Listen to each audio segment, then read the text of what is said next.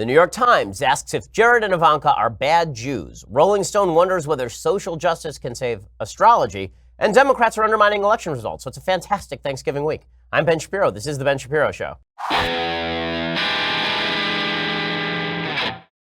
Oh, so much to give thanks for. Our crazy political system notwithstanding. We're going to talk about all of the crazy. There's a lot of crazy over the weekend because every time I leave for the weekend, everyone tries to ruin it. So well done, everyone.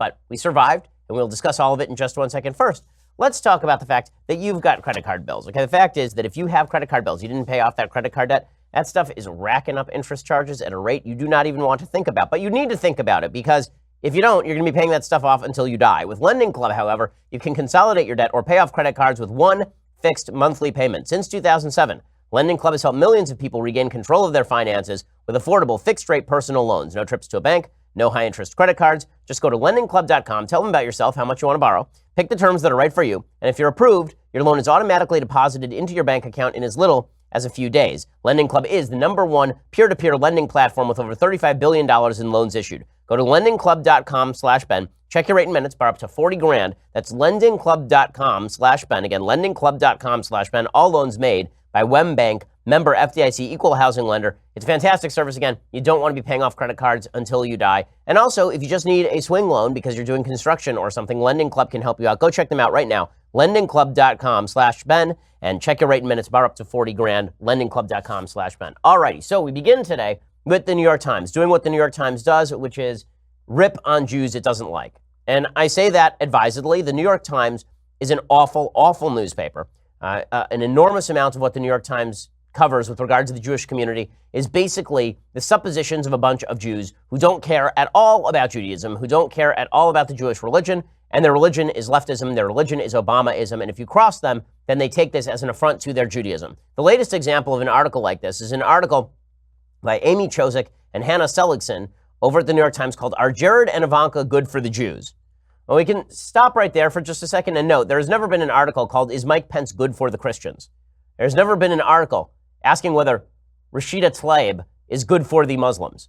Right? None of this is ever asked. It's only, are certain people good for the Jews, which is pretty parochial stuff and is certainly something that folks should not really be asking in a mainstream newspaper. But beyond that, the general tenor of the article is that because Jared Kushner and Ivanka Trump are related to the President of the United States, and because they are pro-Israel and they are pro-Jewish, this means that they are bad for the Jews. Why? Because liberal Jews don't like them.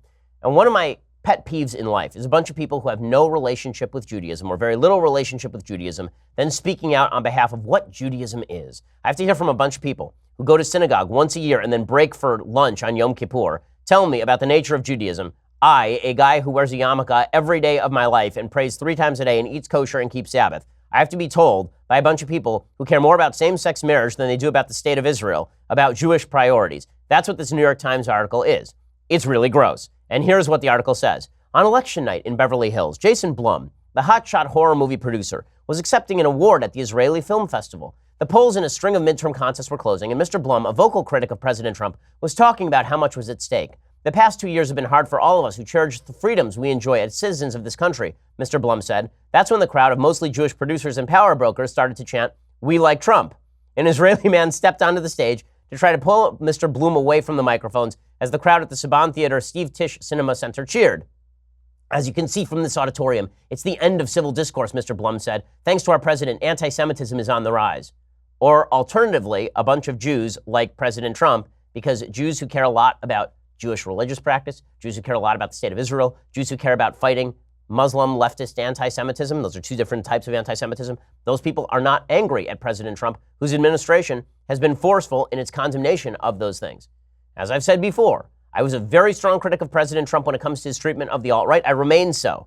But that is not the same thing as saying that anyone like Jared and Ivanka, who have militated against Trump's behavior in these situations, that those people are bad for the Jews. I don't remember these articles from the left about Rahm Emanuel, who legitimately, if anybody could be said to be bad for the Jews, it would be Rahm Emanuel. It was reported that Rahm Emanuel, remember, former chief of staff to President Obama, it was reported early on in his administration that he actually went to a Jewish dinner and told Jewish donors that if they didn't pressure Israel to make concessions to the Palestinians, then he would essentially allow Iran to go nuclear.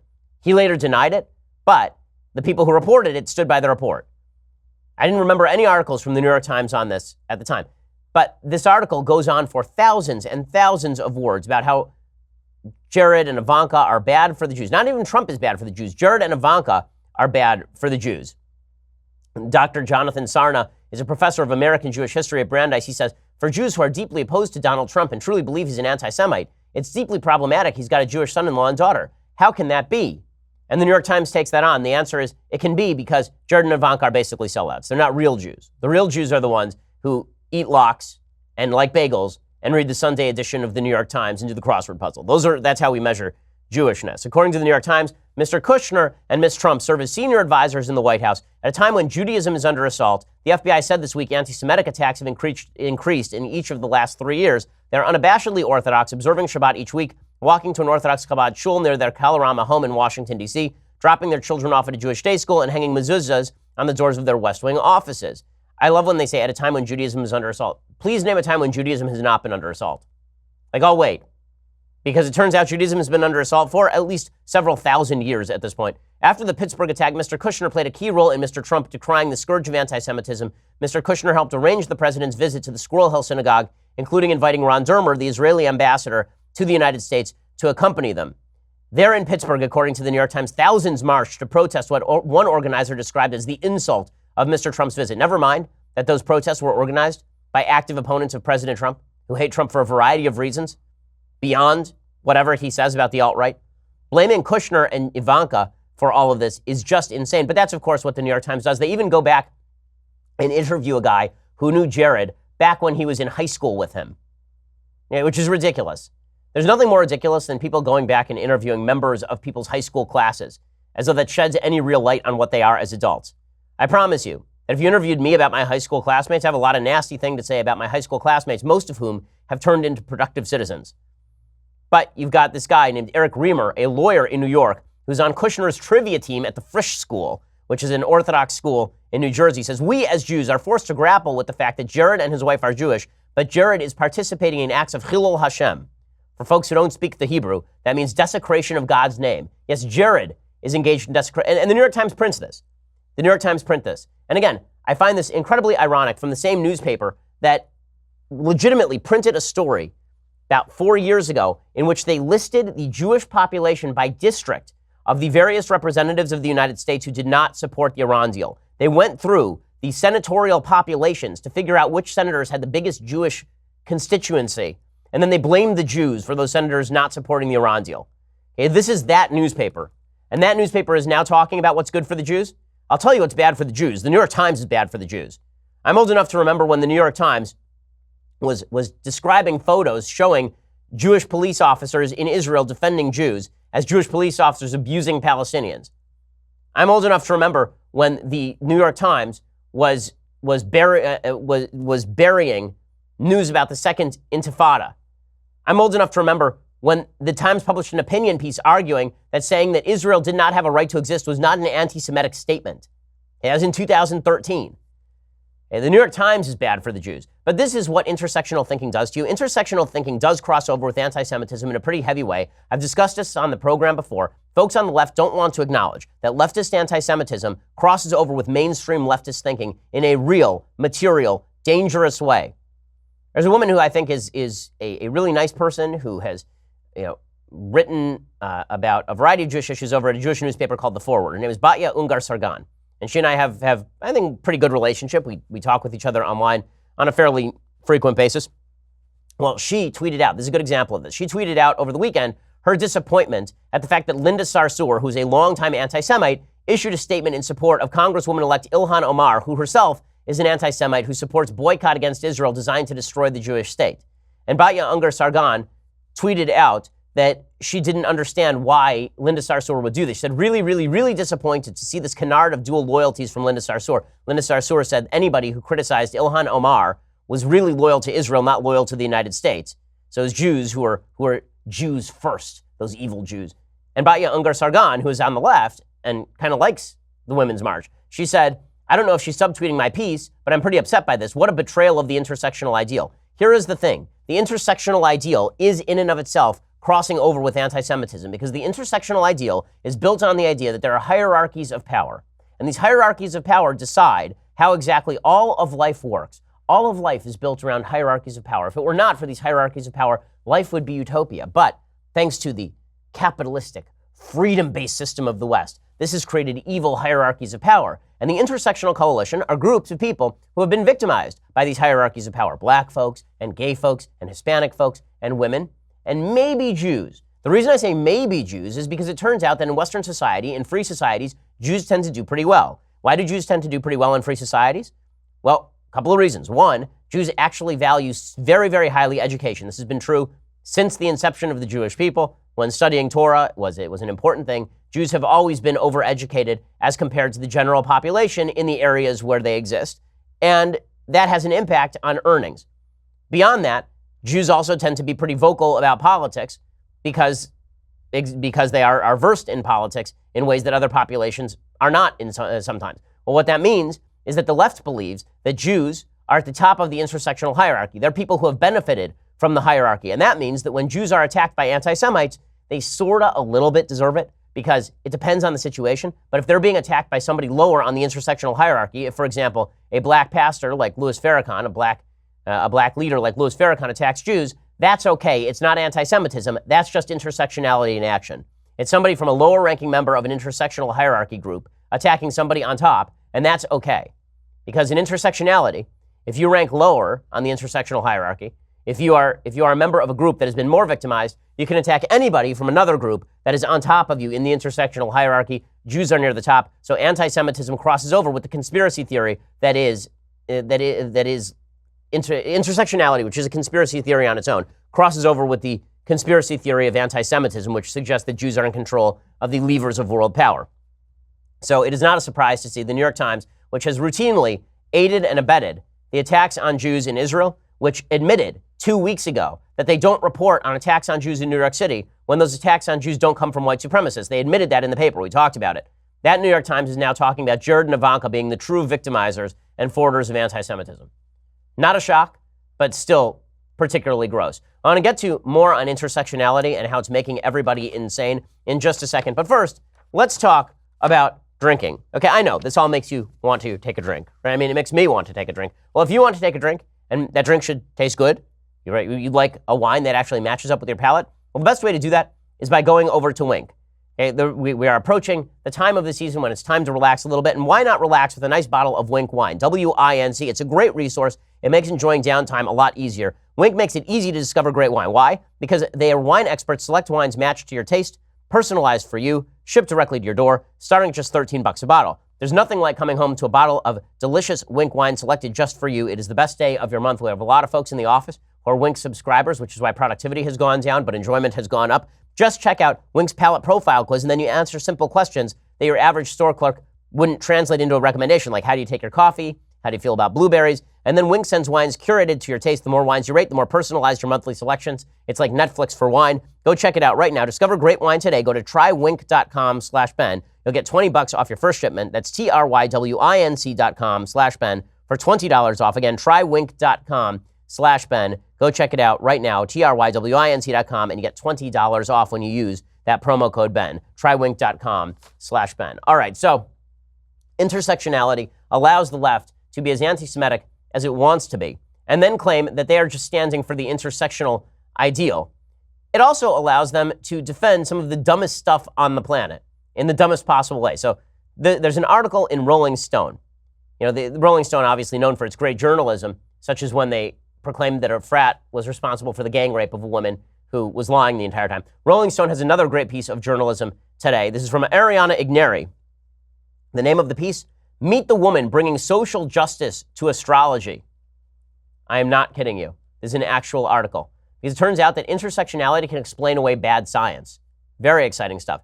Chani Nicholas doesn't care for the hulking Alex Katz painting, depicting a trio of suited white men hanging behind the front desk of the Langham Hotel in New York. It reminds her of the patriarchy, she tells me one rainy, starless night in February, as we take the elevator up to her hotel suite and sit on the couch. Or wrapping up a conversation about privilege, gender equality, and the zodiac. When Nicholas, who's become popular on Instagram as a kind of social justice astrologer, notices a different art piece hovering behind her. This one she likes. The painting, titled Mona, portrays a woman who shares a striking resemblance to Nicholas. Dark hair with tight curls, sharp brown eyes, a strong jawline. She compares it to the painting in the lobby. The hotel staff must have known not to put me in a room with a bunch of weird guys on the wall, she says. I'm basically an angry feminist who just happens to be into astrology and healing. She's going a little strong on the just happens to be into. Angry feminists very often are into astrology and healing. She says Nicholas is transforming horoscopes from generalizations about finding true love and stumbling into financial good fortune to pointed calls to action with a left-leaning social justice agenda. There's pretty good evidence that intersectionality it's basically like a schmear. You can kind of schmear it over anything on the bagel and it just covers it up. You take a little bit of intersectionality and you spackle the wall with it and it covers any blemish on the wall, including astrology. So now astrology is good if it backs social justice. So people who literally think that the stars are going to decide whether they meet their boyfriend today, those people are cool so long as they are into social justice. I love this. I have to read you more of this article because it does demonstrate how the left has lost its mind on a variety of issues. So Nicholas, 42, is transforming horoscopes from generalizations into a left-leaning social justice agenda. Based in Los Angeles, she has more than 100,000 followers on Instagram and a blog with as many as 1 million monthly readers. Ooh. Okay, just to point out the numbers on that, a blog with as many as 1 million monthly readers. The Daily Wire last month had over 140 million page views. She weaves activism into the majority of her writing, appealing to a generation particularly interested in issues like racism, sexism, and gun control. Nicholas used last November's Mercury retrograde to urge her followers to contact the FCC prior to its vote on net neutrality. She wrote about the new moon in Scorpio, representing the need to heal during the initial wave of sexual assault accusations in Hollywood. She's posted about DACA and the border wall, and has even been promoting an online tool called Freeform, which was started by her wife, Sonia Passy, to help victims of domestic violence understand how to pursue financial compensation. In fact, last October, Nicholas raised $40,000 for Freeform by offering her followers a chance to win one of 5 free astrology readings. So it's okay to be a con woman. That's totally fine. It's okay to be a complete con woman, so long as you back social justice. But don't worry, all of the Christians who believe in Jesus, those are the crazy people. All the Christians who believe that Jesus makes your life better, all the Jews who believe the Bible makes your life better, those are the crazy theocrats, not the people who think that the stars have something to say about the latest gender studies course at UCLA. Yeah, that's how great. That's not even the best example of intersectional thinking making people totally insane. The best example today comes from something called Boston Review, a political and literary forum. This is a review of the movie Sorry to Bother You, and the review is by a human named Robin D.G. Kelly. This is some of my favorite stuff ever. It is so good. Okay, so the article is all about how this movie is really great at destroying the patriarchy and all the rest. The explanation is about the director of the movie, whose name is Raymond Boots Riley, who's director of Sorry to Bother You. And this is a quote. For Riley, life is not inherently absurd. Instead, its absurdities are produced by capitalism, racism, and patriarchy. The point of dialectical analysis is not to find the meaning of life, but to reveal the fundamental antagonisms in the material world. For Riley, as for Marx, only by remolding the world can we begin to resolve its philosophical contradictions. Sorry to Bother You chooses revolution over the lone Camusian rebel, suggesting that our survival as a species and as a planet depends on the overthrow of capitalism, the redistribution of wealth, and the complete reordering of society based on collective needs. As long as the state continues to deploy brutal force to suppress popular opposition, revolutionary violence will remain a legitimate tactic. Okay, just want to point out, this is some crazy schnit. Okay, this is some crazy stuff. Okay, this is some crazy stuff. Life is not inherently absurd. Instead, its absurdities are produced by capitalism, racism, and patriarchy. So if it were not for, people freely exchanging goods and services at a point of their choosing and at a price of their choosing, then there would be no absurdity to life. If it were not for the fact that men and women are different, there would be no absurdity to life. You get the feeling from a lot of the intersectional coalition that screaming at the moon is one of the things that they love the most, which may be why they like astrology, apparently. But screaming at the moon is not actually a solution for your life. It's funny. There's a lot of crossover between folks who listen to this show and people who are fans of Jordan Peterson. And I've been asked why before. And the reason is because an enormous amount of what we talk about here on the show is about the idea that life is not fair. And my daughter, who is 4.5, the other day, she picked up from somewhere this phrase, not fair. It makes me crazy. And I've said to her, when she says not fair, I've said to her, work harder, because that's the real world. The real world is, in a free society, there's going to be unfairness. In a free society, not everything is distributed the way that you want it to be. In a free society, not every outcome is equal. That does not mean that you're relieved of the responsibility to be a good human being, or that you have the right to violate somebody else's rights because things are not fair. In fact, to be exact, this morning, my daughter said to me, not fair. And I said to her, you know what happens to people in this house who say not fair? You know what happens? The not fair bird comes. It's a giant bird. It comes from the sky. It picks you up, and it takes you to an island filled with your brother's poop. And then it drops you on that island. My daughter is smart, so she laughed. And that was the end of not fair. So we have not done not fair. We'll see how long that lasts. But before we get to more intersectional stupidity, plus I want to get to Democrats challenging elections and proclaiming that elections are no longer fair.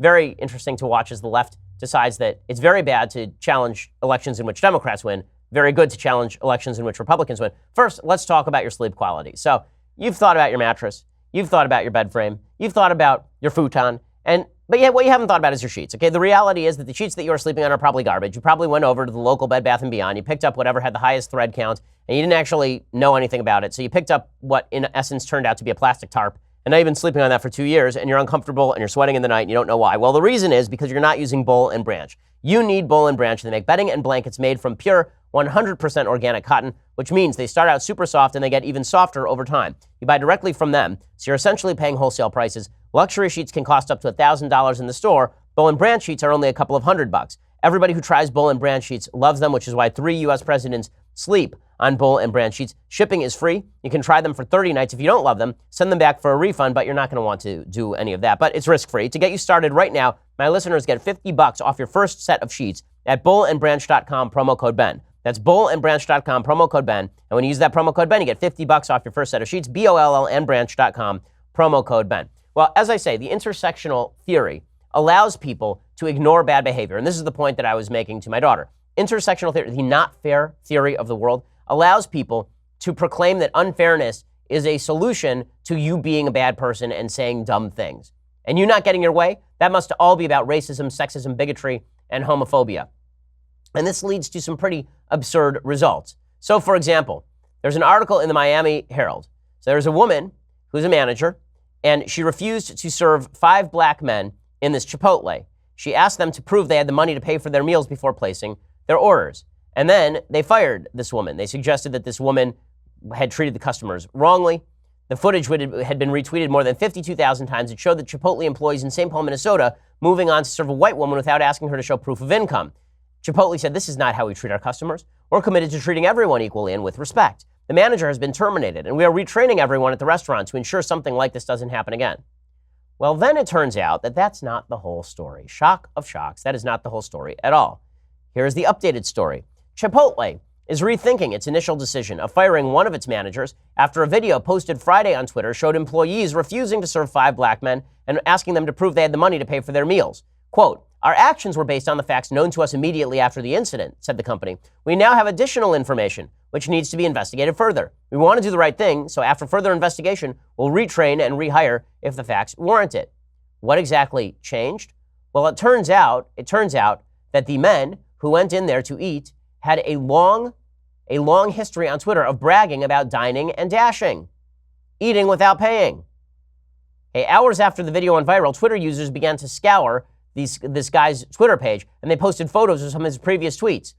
Here's what he wrote in 2015, quote, dine and dash is forever interesting.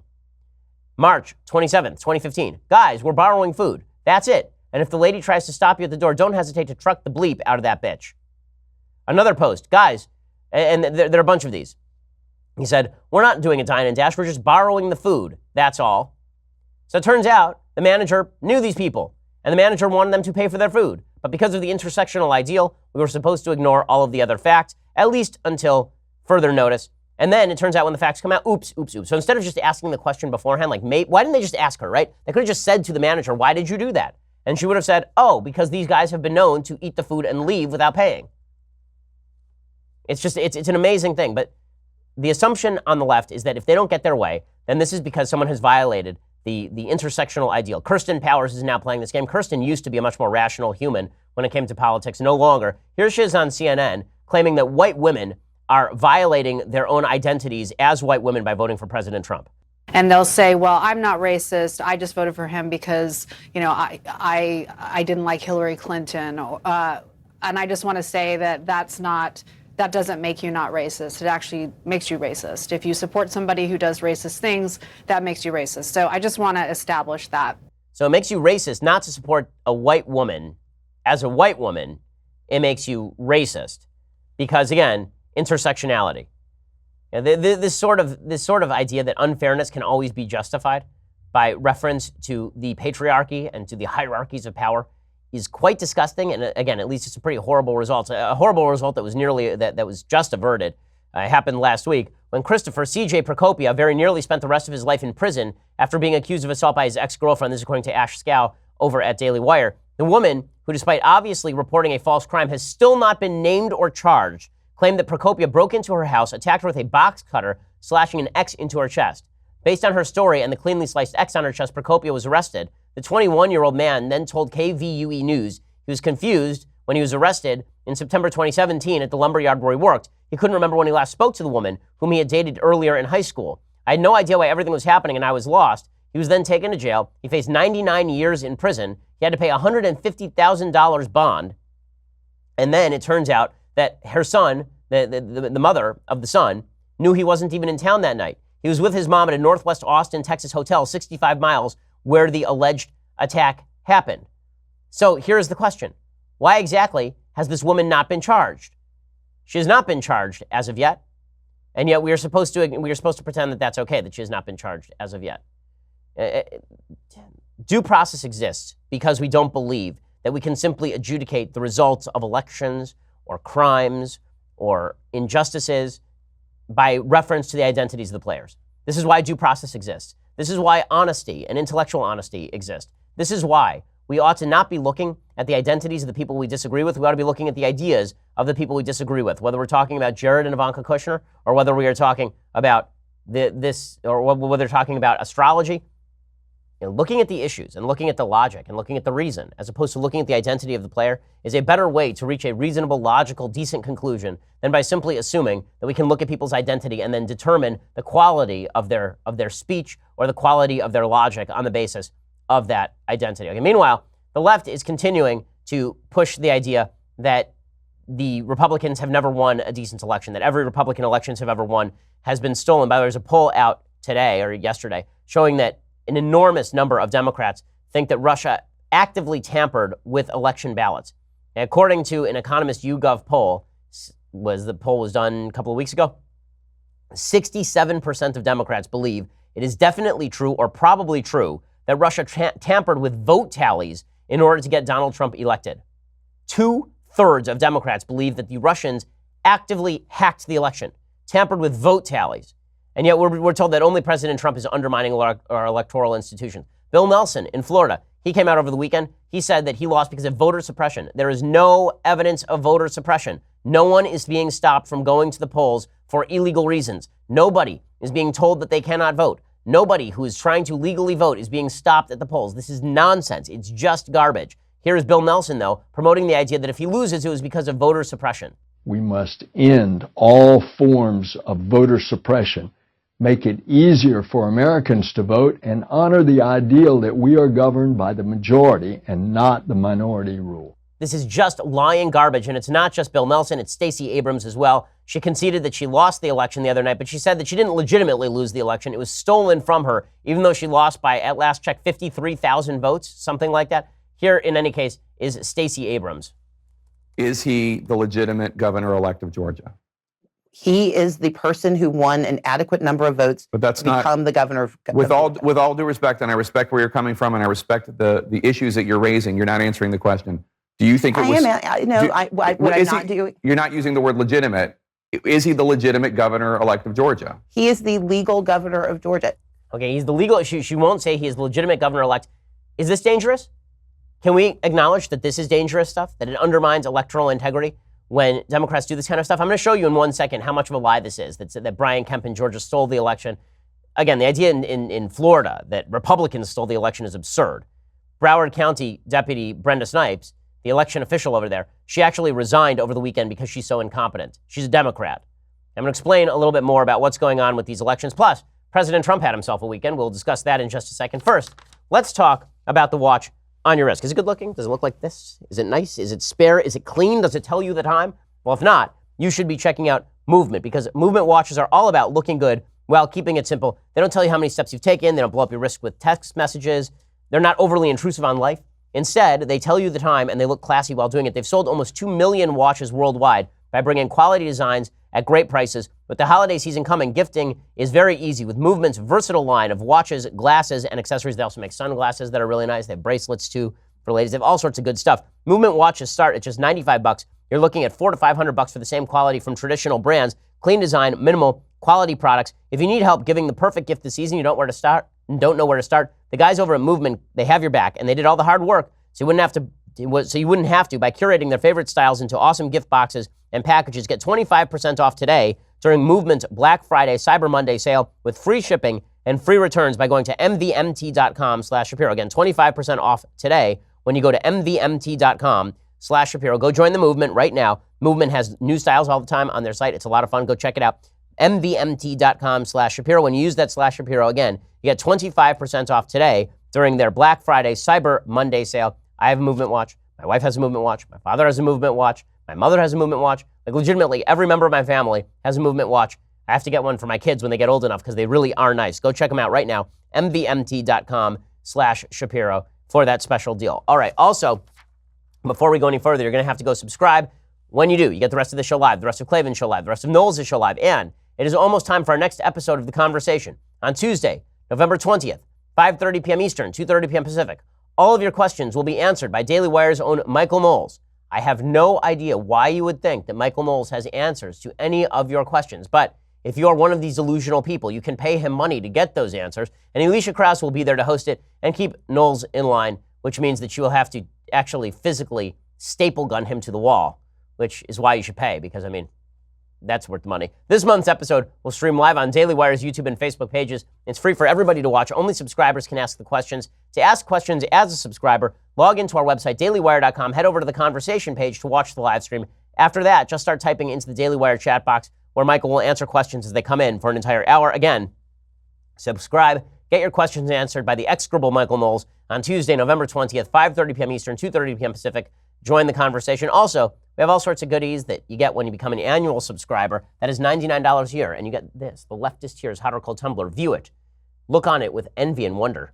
It is spectacular. And you can have that with your annual subscription at $99 a year as opposed to $9.99 monthly. I know, $9.99 sounds like it's less money than $99. But $99 a year is cheaper than $9.99 monthly. Check my math. You'll find that it's true. Get all of those things and subscribe at YouTube or iTunes. Leave us a review. We really appreciate it. We are the largest, fastest growing conservative podcast in the nation.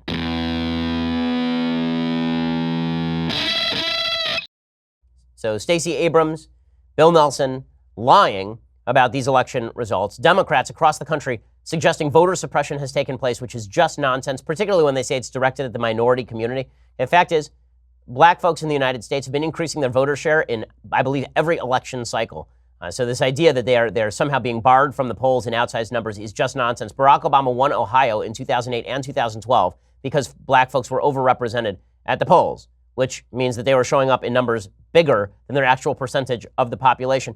Some of the folks who are telling lies like this, there's a guy named Ari Berman who tweeted out that Brian Kemp, who's the new governor-elect of Georgia, had purged 1.5 million votes, and that he'd put 53,000 registrations on hold, and that there were 4.5-hour lines, 214 polling places closed, Dems falsely accused of cybercrimes, candidate overseeing own election. This election was stolen. Except that is a lie.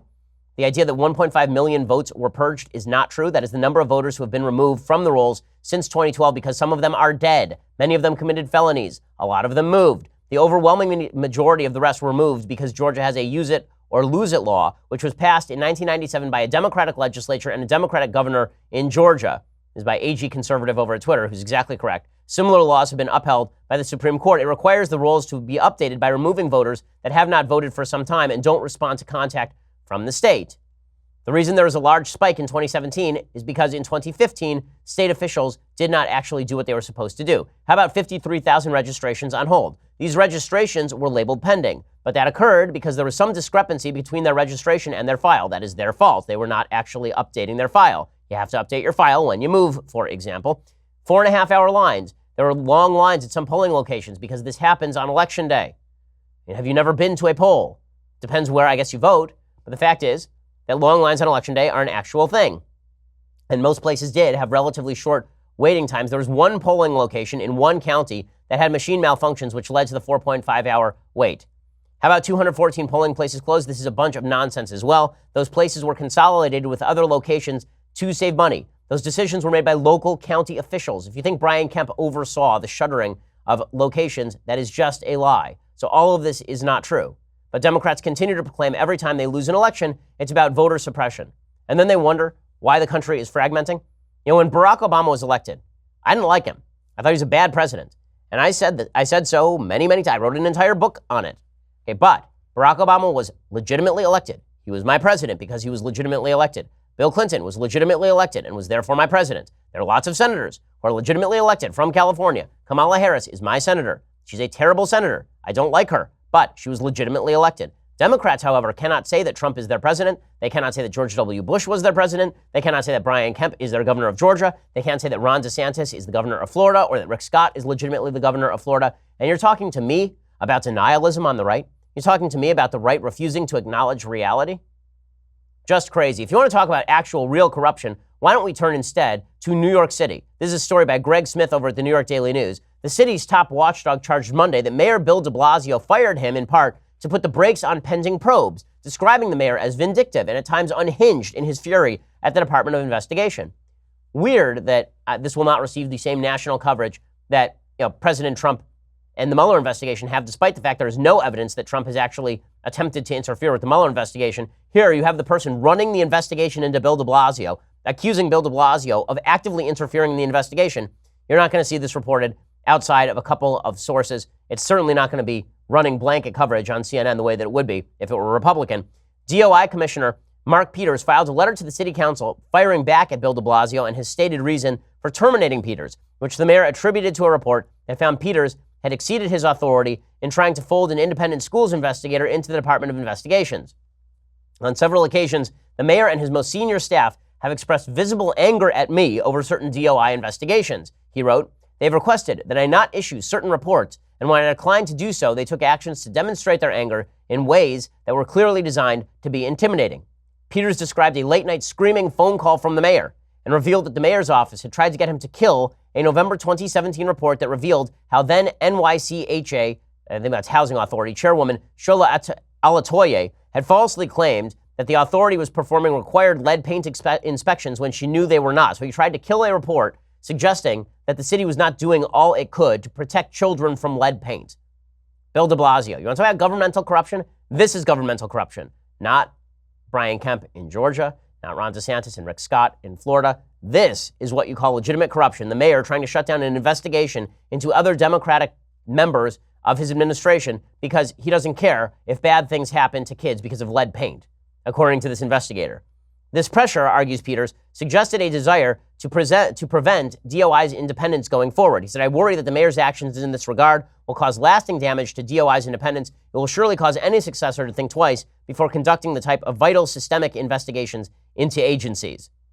Bill de Blasio, of course, immensely popular with the far left, even though he has done a garbage job as the actual mayor of New York City. Well, with the Democrats skewing radical, and there's no question that they are, and this does raise the question, why can't Republicans take advantage? With Democrats claiming that elections are illegitimate, with Democrats falling into the intersectional cycle of claiming that every loss is the result of racism and bigotry, with Democrats trying to malign people who disagree with them as members of an intersectional hierarchy victimizing other folks, why can't Republicans take advantage?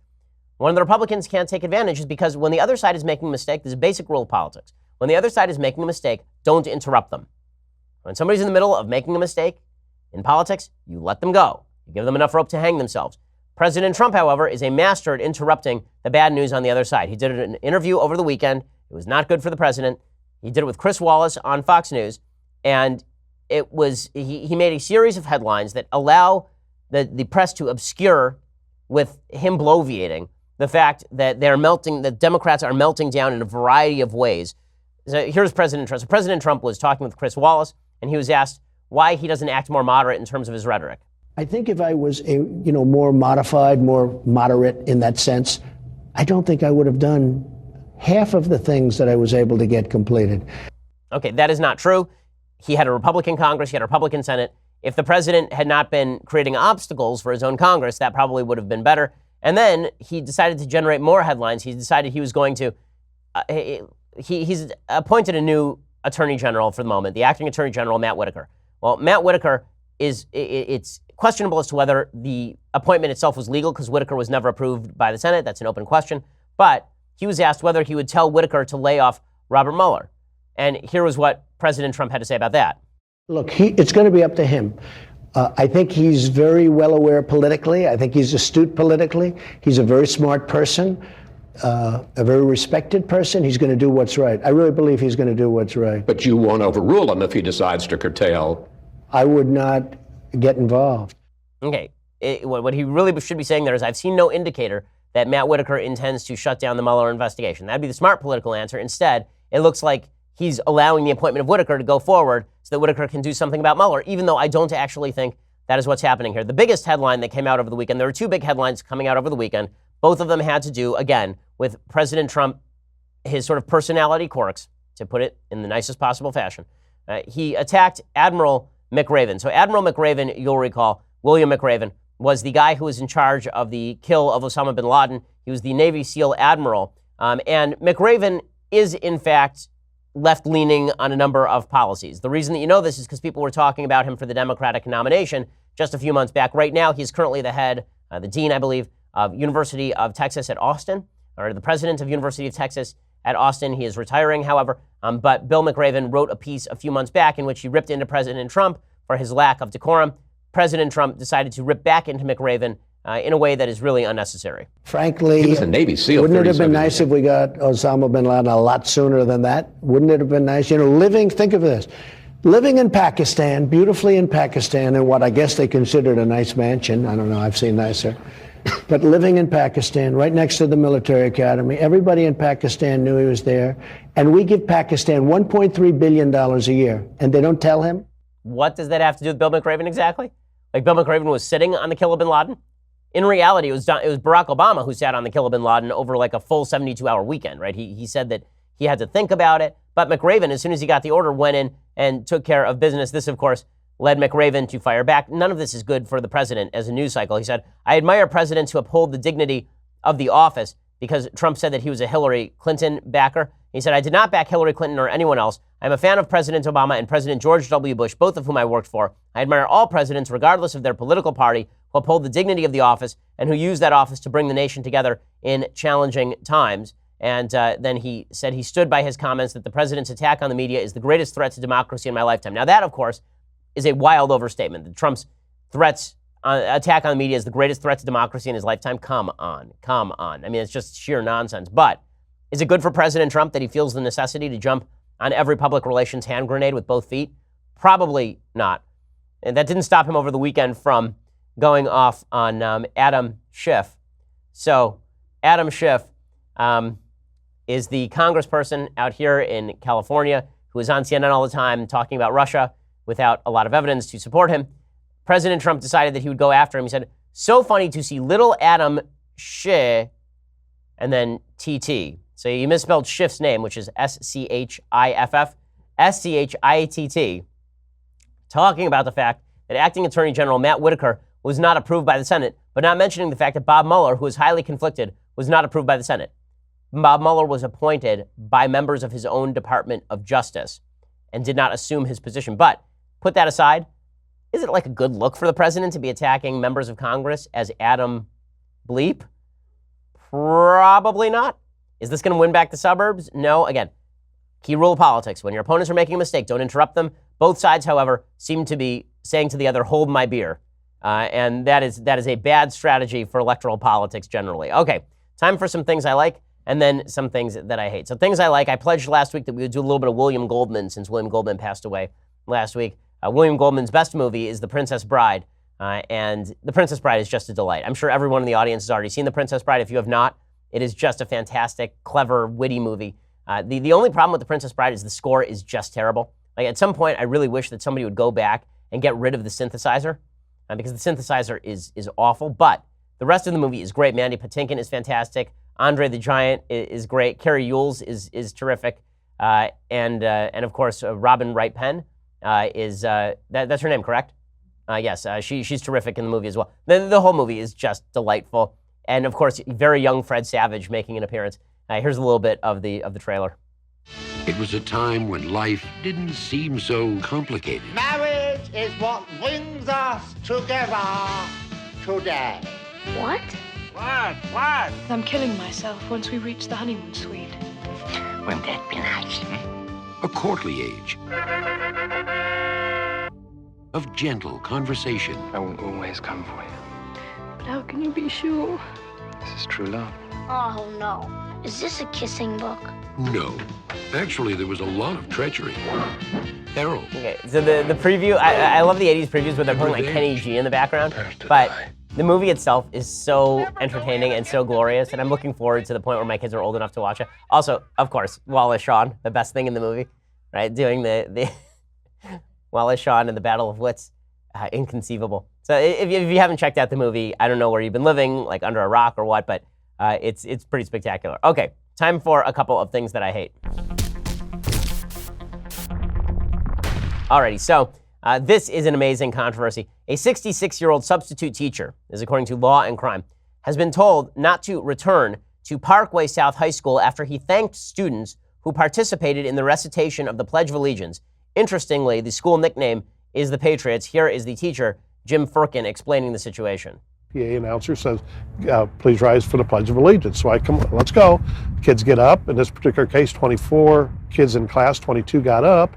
So I say, thank you very much, all of you that participated. I appreciate that. And I'm sure all those families that lost loved ones, so that we could have the freedoms that we have today, would appreciate that too. And that's what I said. Superintendent Dr. Keith Marty now says the students who did not stand were humiliated and teased by the others. Are you done? Yeah, I've had enough. Okay, so he has been invited to not return to teaching. The Parkway superintendent said Firkin had a pattern of inappropriate conduct. He said that it was worth noting that Firkin's comments caused disruption during class by praising certain students for standing. The students who made the decision not to stand were humiliated and then teased. The class environment did not cultivate an atmosphere of learning and acceptance of the views and values of others. Well, I wasn't aware that it was necessary to cultivate a view that standing for the Pledge of Allegiance was a matter of moral neutrality. I wasn't aware that was a necessary thing to cultivate in a classroom, honestly. Like, I wouldn't want anybody bullying anybody else in a classroom, and I'm for diversity of viewpoint. But it seems to me not inappropriate for the teacher to thank people for standing for the Pledge of Allegiance and pointing out that it has meaning for a lot of folks who have served our nation in the military. Like, that is obviously true. And if you can't take the heat, get out of the kitchen. If you don't want to be criticized for taking a politically volatile action, then don't take the politically volatile action. This is one of my pet peeves. Is a bunch of people who put themselves sort of in politically volatile situations, and then they're like, oh man, how dare you? How dare you get mad when I do that? I'm seeing some of that today with Alexandria Ocasio-Cortez. So Alexandria Ocasio-Cortez is being criticized today because there's a clip of her going around in which she defines the three branches of government as the Congress, the Senate, and the presidency, which of course are not the three branches of government. And then she tries again and says the three branches of the legislature, there are of course two, and people are mocking her for that. And folks on left, right, why are you attacking Alexandria Ocasio-Cortez? Why are you commenting on Alexandria Ocasio-Cortez? It's like, guys, you made her a celebrity. You decided that she was the face of your movement. And then when we comment on it, you get all mad about it. That's not how this works. It's the same thing with Rashida Tlaib and Ilhan Omar. People like Linda Sarsour are saying, well, they get to speak their mind. Right, they get to speak their mind. I get to say they're anti-Semites. Well, a lot of people get to say lots of things. This is a free country. This idea that you are automatically shielded from criticism when you do something that is objectively and verifiably offensive is beyond me. I don't understand it at all. Speaking of people who are ridiculous, Ben Rhodes, who's I don't know why anyone takes this guy seriously. He's the former deputy national security advisor whose previous experience before joining the Obama administration was writing unpublished crappy short stories in his Brooklyn apartment. He now says House Democrats should investigate whether the White House knew that Saudi Crown Prince Mohammed bin Salman was responsible for the murder of Washington Post writer Jamal Khashoggi and then lied about it. And he said, why is the White House covering up for the Saudi murder of a dissident in a third country? Here's Ben Rhodes. I will explain why this is so absurd. I think what's very important here, and one of the things I want to know about, is what did Trump know and when did he know it? Because the U.S. intelligence community, without getting into too much detail, obviously, Saudi Arabia is something that they follow very closely. And so the idea that something like this would happen without our intelligence agencies knowing something about what happened, I always thought was very unlikely. Okay, this is absurd to hear from Ben Rhodes about this. Ben Rhodes legitimately covered up the Iranian murder of American soldiers so that he could hand them millions and millions of dollars in cash on pallets. Ben Rhodes is one of the great liars in the history of American foreign policy, and he's being held up as a champion of truth and decency. Yes, I'd like to hear more on what the American government knew about Jamal Khashoggi. But you know what I'm much more concerned about? I'm much more concerned about the forwarding of the Iranian mullahs at the expense of the entire Middle East, which is exactly what the Obama administration did with Ben Rhodes acting as the head of the Iranian PR apparatus. Okay, well, we will be back here tomorrow with all of the latest. I'm Ben Shapiro. This is The Ben Shapiro Show. The Ben Shapiro Show is produced by Senya Villarreal, executive producer Jeremy Boring, senior producer Jonathan Hay. Our supervising producer is Mathis Glover, and our technical producer is Austin Stevens. Edited by Alex Zingaro. Audio is mixed by Mike Caramina. Hair and makeup is by Jesua Alvera. The Ben Shapiro Show is a Daily Wire Forward Publishing production. Copyright Forward Publishing 2018.